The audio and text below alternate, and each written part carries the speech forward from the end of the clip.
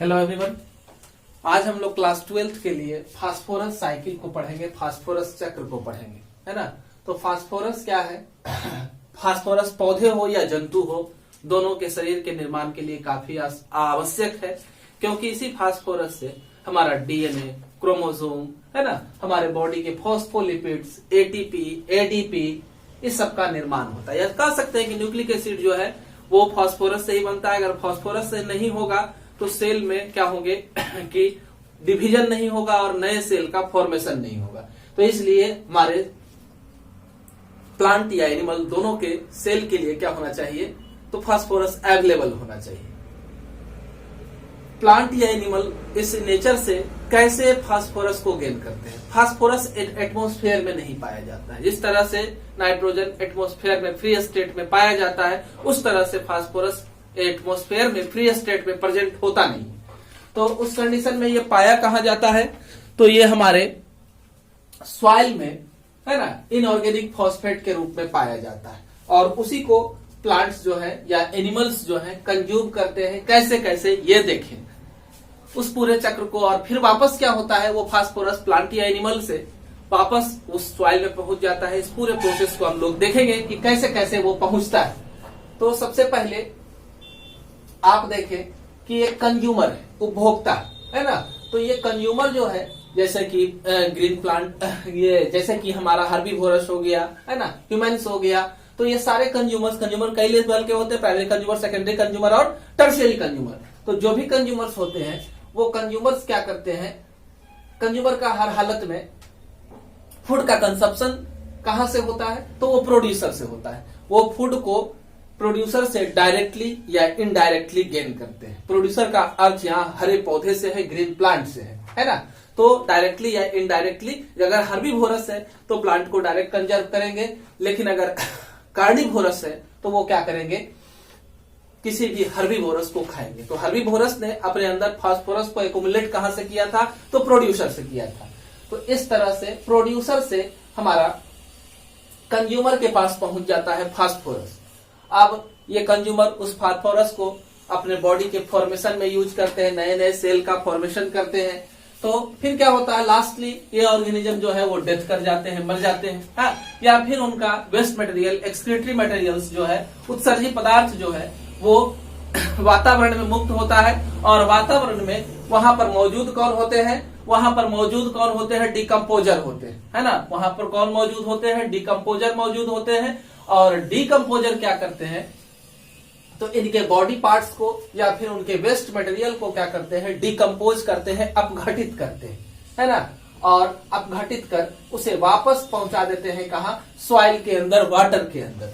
तो यह किस स्टेज में होता है? फॉस्फेट और फॉस्फोरिक एसिड के रूप में। फॉस्फेट या फॉस्फोरिक एसिड के रूप में ये सॉइल या वाटर में इस तरह से पहुंच जाते हैं। तो इस तरह से हमने कंज्यूमर को देखा कि कंज्यूमर को डिकम्पोजर वगैरह कंज्यूम करके वापस जो पहुंचा दिए सॉइल में, उसके अंदर जो भी एक्युमुलेटेड फास्फोरस था, है ना, उसे फॉस्फेट और फॉस्फोरिक एसिड के रूप में सॉइल के अंदर पहुंचा देने का काम किया। उसी तरह से प्रोड्यूसर को भी देखे, यानी कि हमारे हरे पौधे भी जो है वो डेथ करेंगे। उनके प्लांट के लीफ है, फ्लावर है, फ्रूट्स है, वो नीचे गिरेंगे या स्पॉइल करेंगे। और वहां पर मौजूद कौन होगा? डिकम्पोजर मौजूद होगा, अपघटक मौजूद होगा। डिकम्पोजर में कौन कौन आते हैं? जीवाणु है, कवक है ना, और प्रोटोजोआ है। ये तीनों क्या कहलाते हैं? डिकम्पोजर कहलाते हैं। तो उसको अपघटित करके ये वापस सॉइल में मिला देंगे। तो इस तरह से इतना दूर तो हमारा क्लियर हुआ। अब नीचे चलते हैं। इस सॉइल के अंदर जो भी फॉस्फेट और फॉस्फोरिक एसिड था, है ना, वो सॉइल के इरोजन के वजह से क्या हुआ? चला गया कहां? मैरीन में चला गया, समुद्र में चला गया, नदी में चला गया, है ना। तो यह दो तरह से जा सकता है, या तो डीप मैरीन सेडिमेंट के रूप में समुद्र के अंदर क्या हो जाएगा? जमा हो जाएगा, है ना। क्या हो जाएगा? डीप मैरीन सेडिमेंट के रूप में यह समुद्र के अंदर जमा हो जाएगा। या फिर क्या हो सकता है? मैरीन के ऊपरी हिस्से में, समुद्र के ऊपरी हिस्से में यह मौजूद रहेगा, ठीक है। डीप में रहेगा तो फॉसिल डिपॉजिट के रूप में वो मिट्टी के अंदर जमा हो जाएगा। उसके अलावा अगर सैलो में रहेगा तो वहां पर जो फाइटोप्लैंक्टॉन्स होंगे, छोटे छोटे माइक्रोस्कोपिक प्लांट होंगे, वो प्लांट क्या करेंगे, इसको कंज्यूम कर लेंगे, इस फास्फोरस को क्या करेंगे, कंज्यूम कर लेंगे, जो सॉइल इरोजन के बाद पहुंचा था मैरीन हैबिटेट में, समुद्र के अंदर पहुंचा था। अब फाइटोप्लैंक्टन क्या करेंगे, अगर फाइटोप्लैंक्टन का डेथ हुआ है ना, तो वो क्या करेंगे, ये फास्फोरस को रिलीज कर देंगे, कहां, तो हमारे सेडिमेंट के रूप में मैरीन के अंदर, है ना, और वो डीप मैरीन सेडिमेंट के रूप में जमा हो जाएगा, फॉसिल डिपॉजिट के रूप में जमा हो जाएगा, कहां, सॉइल की समुद्र की गहराइयों में। दूसरा है कि अगर फाइटोप्लैंक्टन को क्या कर लिया, जू प्लैंक्टन ने इंगल्फ कर लिया, अगर फाइटोप्लैंक्टन को जू प्लैंक्टन ने इंगल्फ किया, तो ये फास्फोरस का लेवल जो है वो जू प्लैंक्टन में पहुंचेगा, और जू प्लैंक्टन उससे अपने बॉडी मास को, बायोमास को कंजर्व करेंगे, बनाएंगे, है ना, और फिर इस जू प्लैंक्टन को अगर समुद्र में पाए जाने वाली मछलियों या इन मछलियों को फिश ईटिंग बर्ड्स के द्वारा खा लिया जाएगा, तो फिर इनके शरीर में पहुंचेगा। ये मछली या ये पक्षी जो भी है, इनका मृत्यु होगा या इनका वेस्ट मटेरियल जो होगा वो फिर फॉसिल डिपॉजिट के रूप में समुद्र की गहराइयों में क्या करेगा, फॉस्फेट को एक्यूमुलेट कर देगा, जमा कर देगा। अगर इनका मैरीन फिश का एक्सक्रीटा वगैरह जो है ना, मैरीन फिश का या फिर बर्ड का एक्सक्रीटा जो है वो सॉइल में, है ना, जमा हो जाएंगे गुआनो डिपॉजिट के रूप में, या फिर फॉस्फेट रॉक का फॉर्मेशन करेंगे, और फिर इस फॉस्फेट रॉक का डीमिनरलाइजेशन होगा, फॉस्फेट लगातार क्या होंगे, वेदरिंग के कारण टूटेंगे, और इनके टूटने से ये फिर सॉइल के में पहुंच जाएंगे और फिर दूसरे ऑर्गेनिज्म के लिए अवेलेबल हो जाएंगे। अब मान लेते हैं